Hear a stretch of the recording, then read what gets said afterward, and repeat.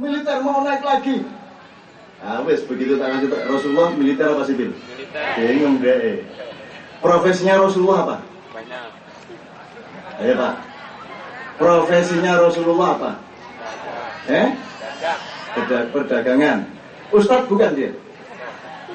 Ustadz bukan? Bukan Ustadz profesi sekarang. Nah, Rasulullah Ustadz bukan? Kiai bukan? Lu Rasulullah bukan kiai. Rasulullah kiai banget. Super kiai di mana? Jadi makanya kita ini berpikir profesional itu penting-penting saja, tapi jangan berhenti pada berpikir profesional. Sebab profesionalisme itu hanya alat untuk efektivitas pengerjaan dan pengelolaan sesuatu. Tapi manusianya sendiri jangan berhenti pada profesi. Dia lebih besar daripada profesinya. Lebih besar mana, SBY atau kursi presiden? Kalau dia ngejar-ngejar kursi presiden, berarti dia lebih kecil daripada kursi presiden. Kalau orang tidak mengejar jabatan, berarti dia percaya diri dan dia lebih besar daripada kursi jabatan. Jadi dia tidak jadi caleg, tidak ada masalah. Kan begitu? Karena dia punya kebesaran. Itu maksud saya. Nah, Rasulullah itu pedagang. Tadi pedagang miskin itu bagaimana maksudnya? Nah, tadi bilang miskin. Terus setelah itu profesinya apa? Pedagang. Rasulullah olahragawan bukan? Ayo. Rasulullah jago gulat. Sangat jago gulat dengan ilmu aikido yang luar biasa.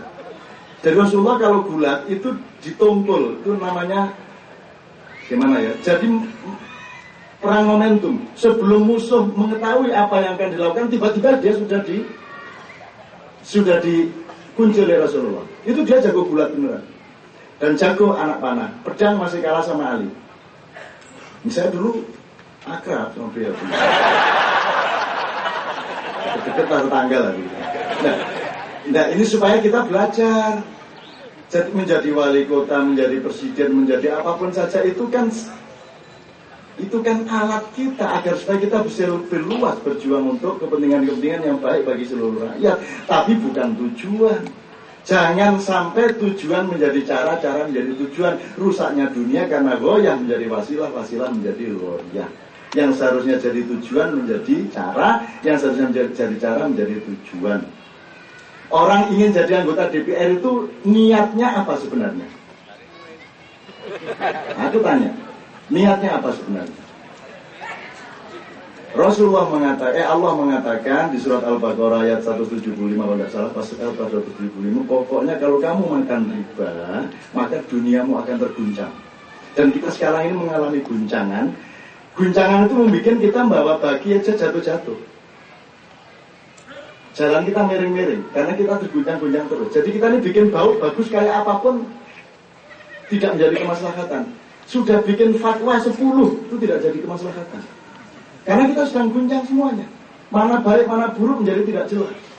Gitu loh, ini panjang kalau kita omongnya, tapi intinya adalah riba. Riba itu apa?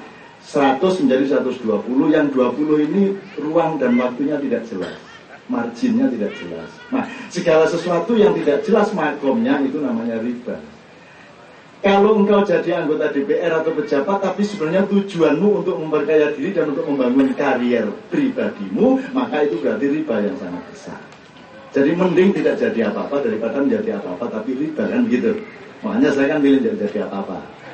Itu cara untuk menghibur karena memang saya tidak mampu jadi apa-apa, kan gitu. Sama dengan kalau saya menghibur di sini kan orang miskin itu mulia di hadapan Allah, ini sudah senang hatinya. Cara menghibur kiri kayak menunggu kan gitu. Itu teman sekalian. Jadi Rasulullah itu mungkin bisa betul-betul menjadi panutan beliau kalau beliau seorang pengikut thariqat yang sangat khusyuk, bahkan menyiapkan waktu khusus secara rutin beliau ini. Sehingga Rasulullah itu kira-kira guru thariqat apa bukan? Jadi Rasulullah juga profesinya guru. Macam-macam profesinya. Pedagang. Pedagangnya tingkat kelontong apa pengusaha menengah apa elit? Rasulullah. Dia kalau tidak pelajari bagaimana? Bagaimana Rasulullah mengajarkan hidup sederhana atau tidak? Iya. Lah kalau dia mengajarkan hidup sederhana tapi dia miskin, mana orang percaya? Memang kamu miskin kok. Terus nyuruh orang pakai pakaian sederhana, memang dia tidak punya kok. Orang mengajarkan hidup sederhana itu kalau dia kaya, terus dia hidupnya sederhana, baru dipercaya orang. Kan begitu. Jadi Rasulullah miskin nggak? Kaya. Nah, demo sekarang. Rasulullah itu, coba ibu-ibu ke Syria. Masih ada kantor ekspor importnya Rasulullah. Beliau itu eksporter importer regional, artinya 3 benua. Beliau direktur utama dari Khadijah Corporation.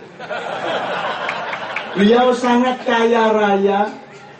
Bahkan seandainya beliau tidak bekerja pun beliau sudah sangat kaya raya. Karena copyright air Zam-Zam itu ada pada beliau. Karena penemunya air Zam-Zam adalah yang terakhir Abdul Muthalib, kakeknya Rasulullah. Nah yang dicari, yang direbut Abu Jahal itu bukan soal Islamnya, tidak boleh. Abu Jahal itu tidak peduli mau kafir, mau muslim, mau Kristen. Abu Jahal tidak peduli, dia itu konglomerat. Yang mau dia rebut itu air Zam-Zam, copyright, hak cipta air Zam-Zam, asetnya Rasulullah. Karena Mekah itu rumput aja nggak ada, jangankan pohon, jangankan tambang. Jadi air Zam-Zam itu sekarang dia masih bersambung sama sebuah laut yang sangat luas, sehingga sampai 200 tahun lagi pun air Zam-Zam masih melimpah-limpah. Jangan khawatir.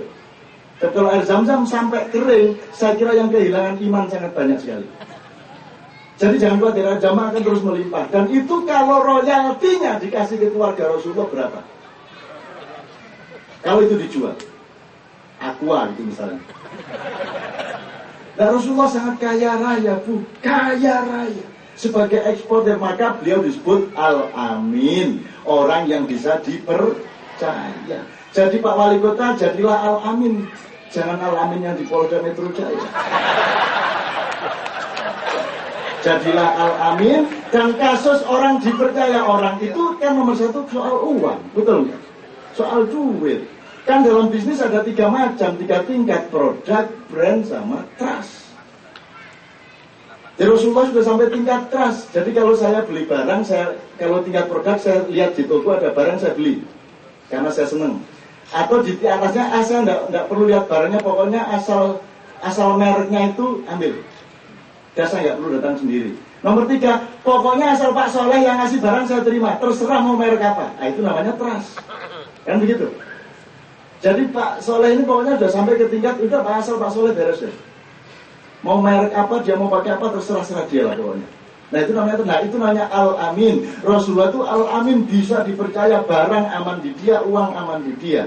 Maka dia disebut Al-Amin itu sebelum menjadi Rasulullah. Dan hartanya sangat banyak, tapi Pak, Rasulullah hidup sederhana. Kenapa? Karena semua uangnya itu ditanam di usaha kecil menengah, UKM di kota Madinah Al-Munawwarah. Jadi semua uangnya ditaruh di Madinah. Itulah. Jadi Rasulullah akhirnya cuma hidup sangat sederhana. Kamarnya dengan Siti Aisyah hanya 4 meter, panjangnya 4 meter, 80 cm, lebarnya 4 meter, 62 cm. Saya ukur persis gitu pakai meter. 4 meter, 62 cm, dan tidak ada VCD playernya, tidak ada kulkasnya, tidak ada kompor gasnya, dan tidak pakai LPG segala macam. Dan beliau hanya punya 3 pakaian, 1 dipakai, 1 di almari, 1 dicuci, begitu terus berputar. Beliau adalah orang kaya yang bersedia untuk hidup sederhana. Maka dia dipercaya orang kalau mengatakan hiduplah sederhana. Kalau kayak saya, ibu hidupnya sederhana, Bu. Nggak percaya sampai nanti jaburannya itu jadi melarat kok. Ngongkon-ngongkon hidup sederhana kan begitu. Nah, jadi Bapak sekalian, mudah-mudahan belajar kembali ini betul-betul bisa kita mulai.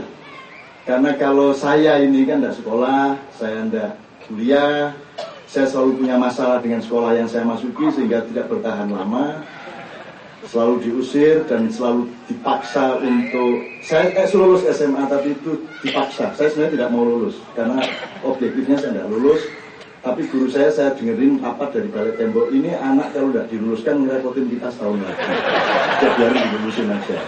Katanya guru-guru, lulus bapak, luluslah saya. Jadi sekarang untuk yang masih siswa-siswa, tolong ya, caranya untuk lulus tidak hanya rajin belajar, akal itu di kelas, insya Allah lulus.